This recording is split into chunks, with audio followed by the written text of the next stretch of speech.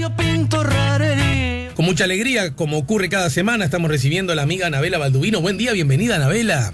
Bueno, buen día, Ale, buen día a todos tus oyentes. Y dijimos que no ibas a venir sola y en efecto cumpliste. No vine sola, vine Exacto. acompañada con un chico de 28 años. ¿Qué tal? Bien.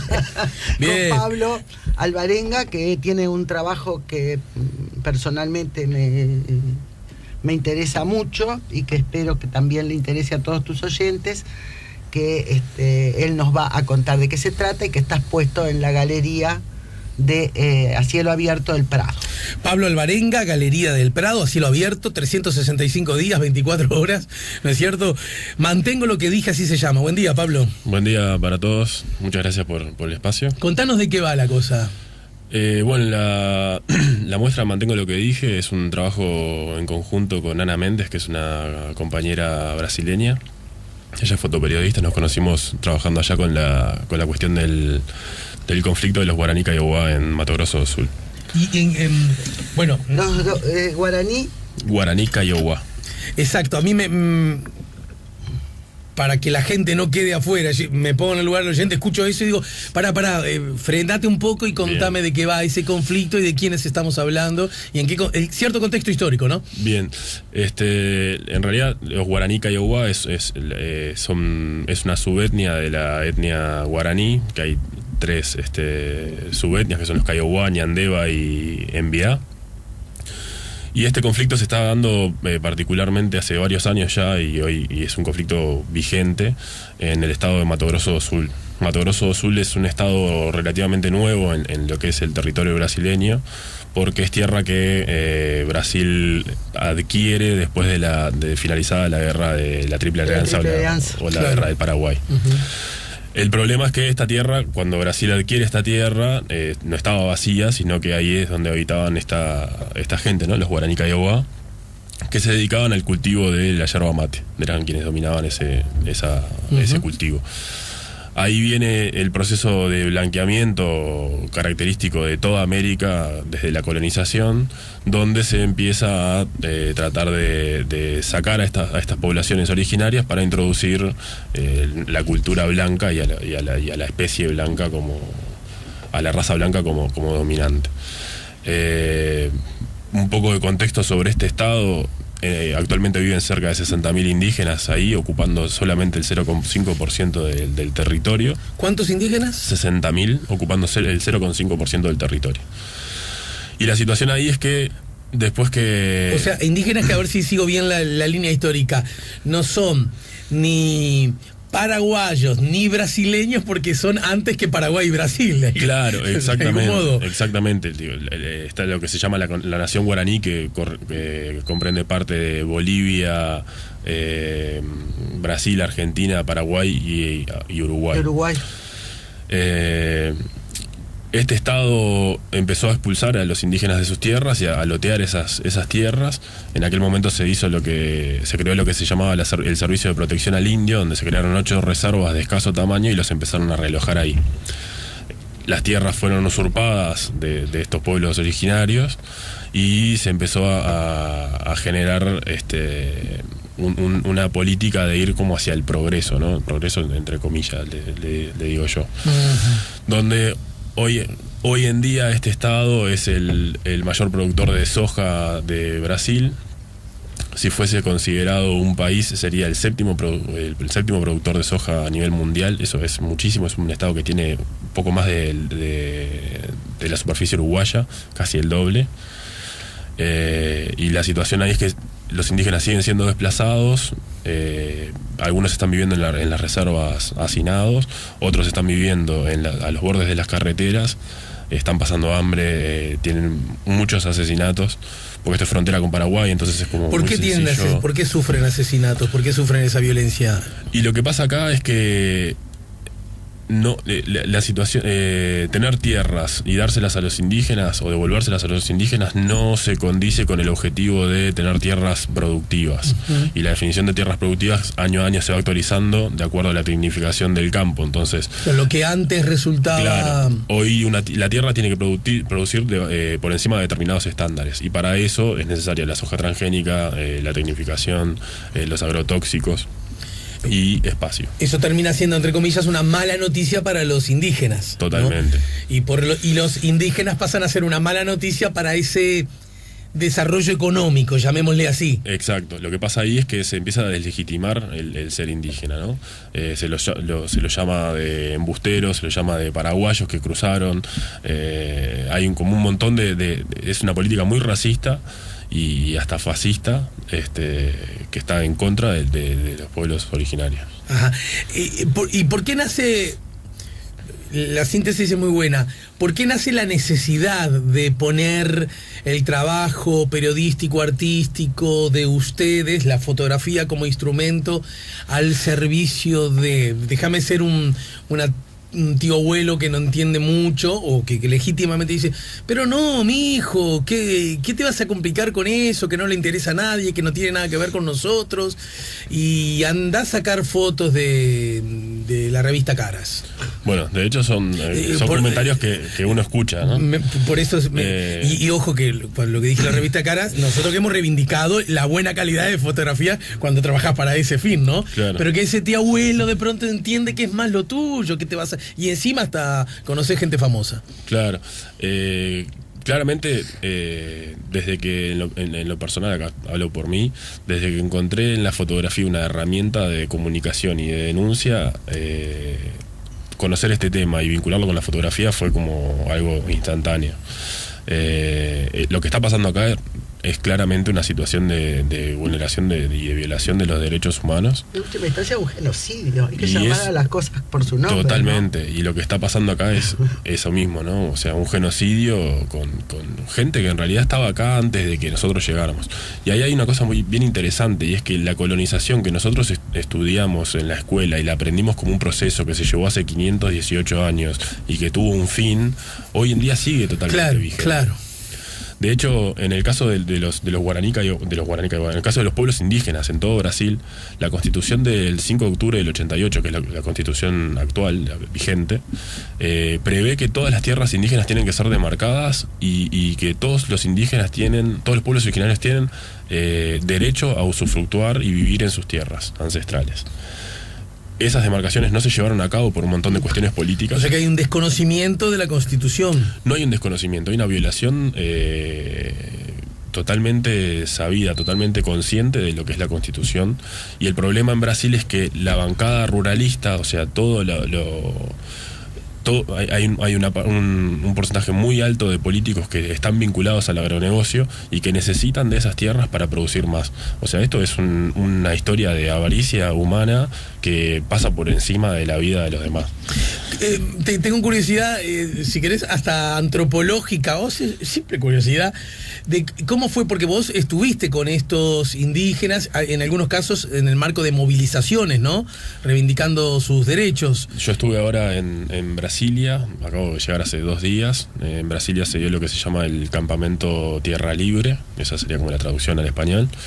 Ahí llegan más de 3.000 líderes de distintos pueblos indígenas de Brasil. Brasil es un país que tiene 272 lenguas indígenas vivas.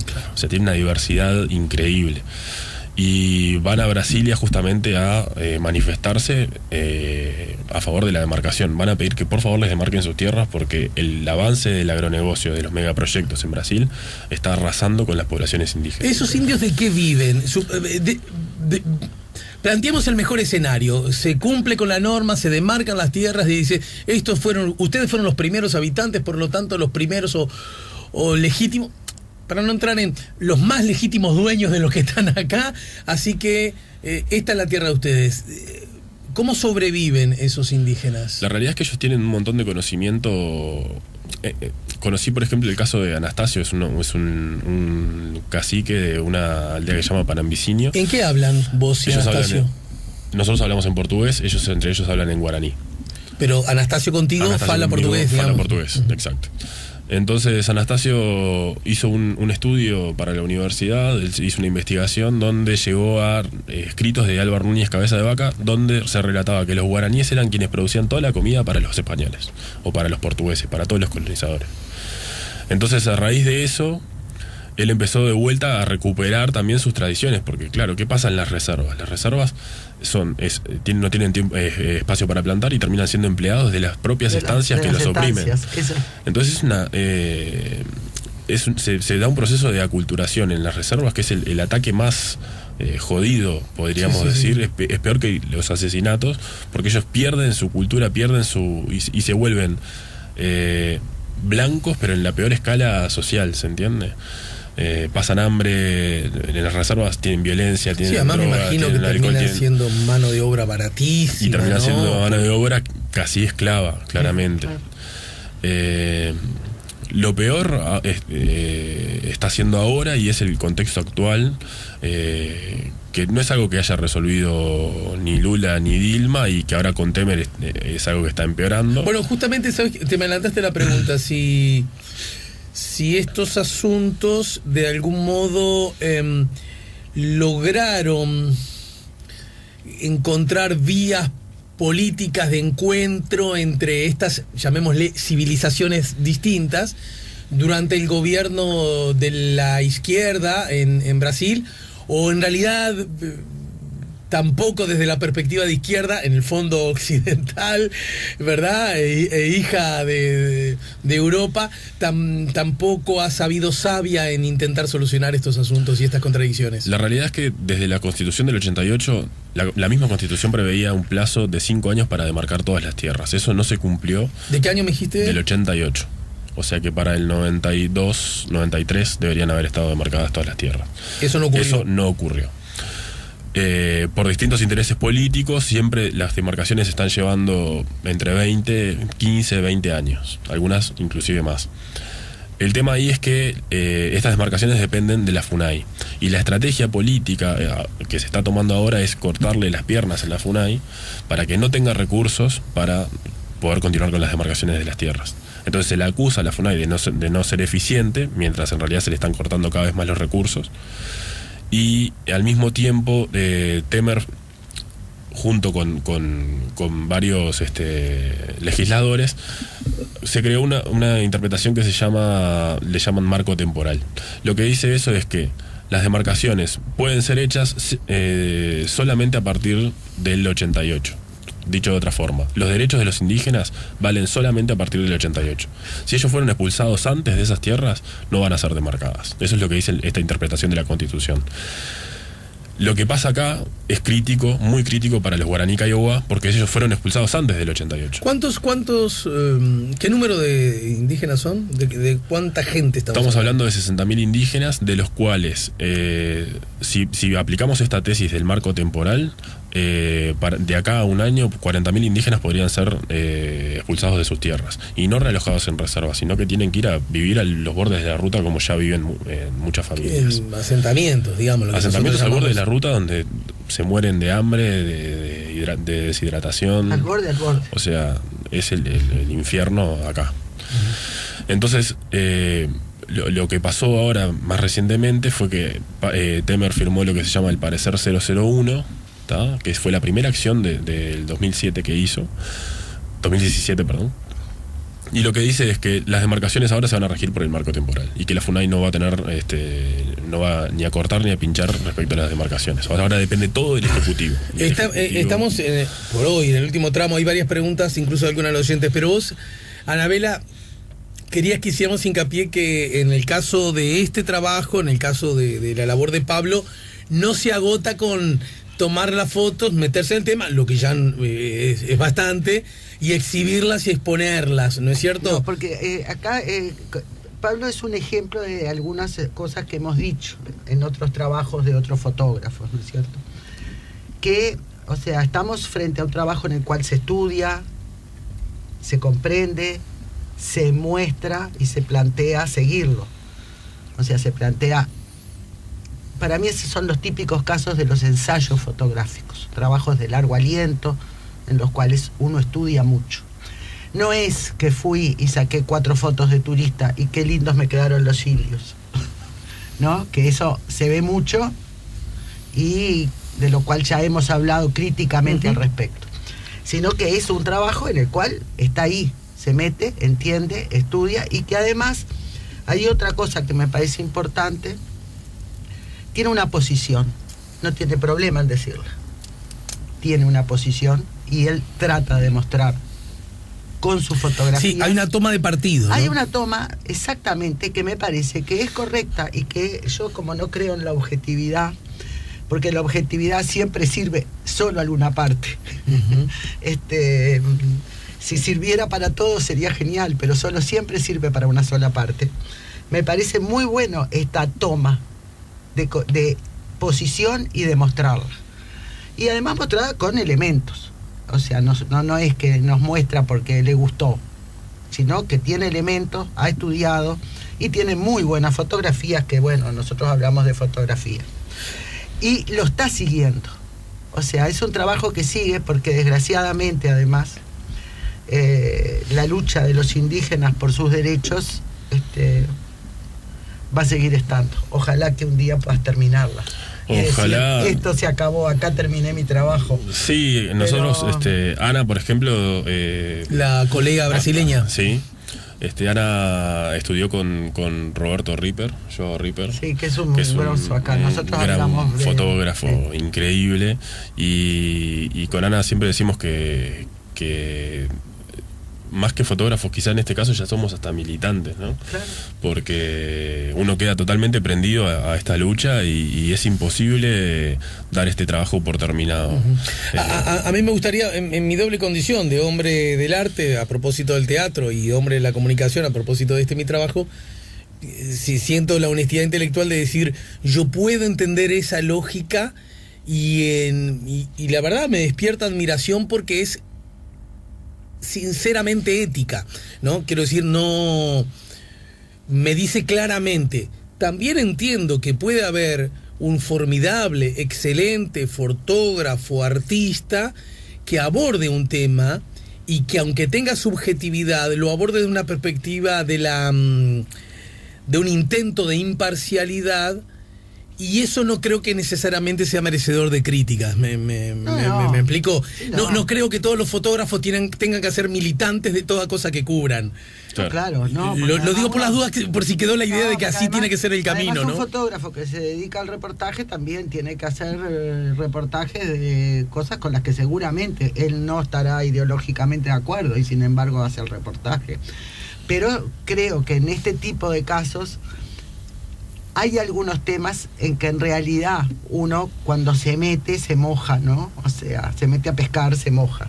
A mí por eso es que invité a Pablo, porque me parece un trabajo con mucho compromiso, con muy buenas fotos. Insisto mucho en esta parte no alcanza solo el compromiso cuando hacemos fotografía, también hay que hacer buenas fotos. Pero tiene todo. Y yo invito a los que vayan a